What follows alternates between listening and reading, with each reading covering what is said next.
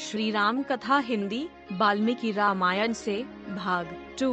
भूमिका जानकी जी ने अपने को लंका में बंदनी क्यों अनुस्वार बनाया।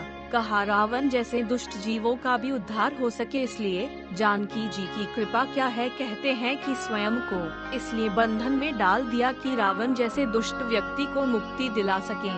जानकी जी के वैभव का वर्णन जिस रामायण में हो वह रामायण श्रेष्ठ इतिहास है। वृद्धोहं त्वं युवा धनवी शक्त, बड़ी की मात्रा कवची शरी, मैं बूढ़ा हूँ तुम युवा हो, तुम रथ पर हो मैं विरथ हूँ। तुम अस्त्र शस्त्रों से सुसज्जित हो, मेरे पास कोई अस्त्र शस्त्र नहीं है। तुम्हारे पास अनेकों युद्धों का अनुभव है, मैंने कोई बड़ी लड़ाई जीवन में नहीं लड़ी है। लेकिन यह भारतवर्ष है, भारत का बाप कितना भी बूढ़ा हो जाए लेकिन उसके आगे आंखों के सामने कोई उसकी बेटी को हाथ नहीं लगा सकता। और आप पाएंगे रामायण के इस छोटे से पात्र ने इस मांस भक्षी पक्षी ने एक स्त्री की लाज की रक्षा के लिए अपने प्राण उत्सर्जित कर दिए, आत्मोत्सर्जित कर दिए। रामायण के एक छोटे से छोटा पात्र भी अपने जीवन से शिक्षा देता है, इसलिए हमें रामायण की कथा सुननी चाहिए।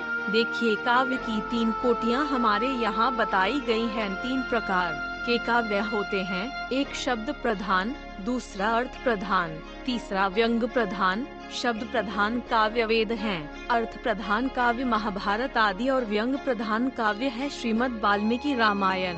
जो शब्द प्रधान काव्य होता है वह प्रभु सम्मित होता है, जो अर्थ प्रधान काव्य होता है वह सुहृद सम्मित होता है, और जो व्यंग प्रधान काव्य होता है वह कांता सम्मित होता है। तो जो वेद है वह प्रभु सम्मित है, जो महाभारत आदि है सुहृद सम्मित है, और जो वाल्मीकि रामायण है यह कांता सम्मित काव्य है। जैसे उपदेश 3 प्रकार के होते हैं ना, पहला प्रभु सम्मित उपदेश या स्वामी सम्मित उपदेश, सुहृद सम्मित, कांता सम्मित उपदेश। अब इसे ऐसे समझे किसकी बात ज्यादा समझ में आती है। कोई स्वामी समझाए यह बात समझ में आती है, कोई मित्र समझाए वह बात ज्यादा समझ में आती है, या आपकी पत्नी समझाए वह बात ज्यादा समझ में अनुस्वार आती है।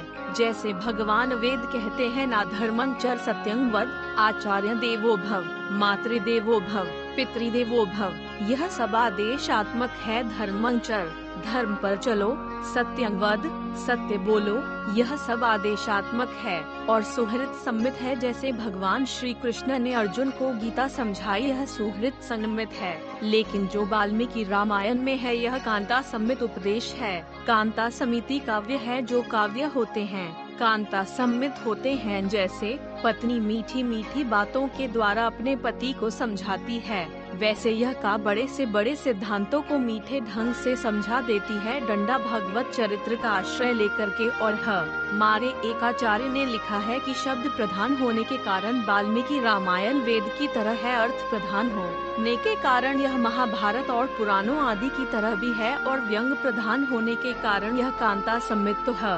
एक की मात्रा ही यह श्रेष्ठ काव्य है ही। व्यंग का तात्पर्य है कि जहाँ एक शब्द कई अर्थों को व्यंजित करते हो, अर्थ प्रकट करते हो, उसे व्यंग प्रधान कहते हैं। डंडा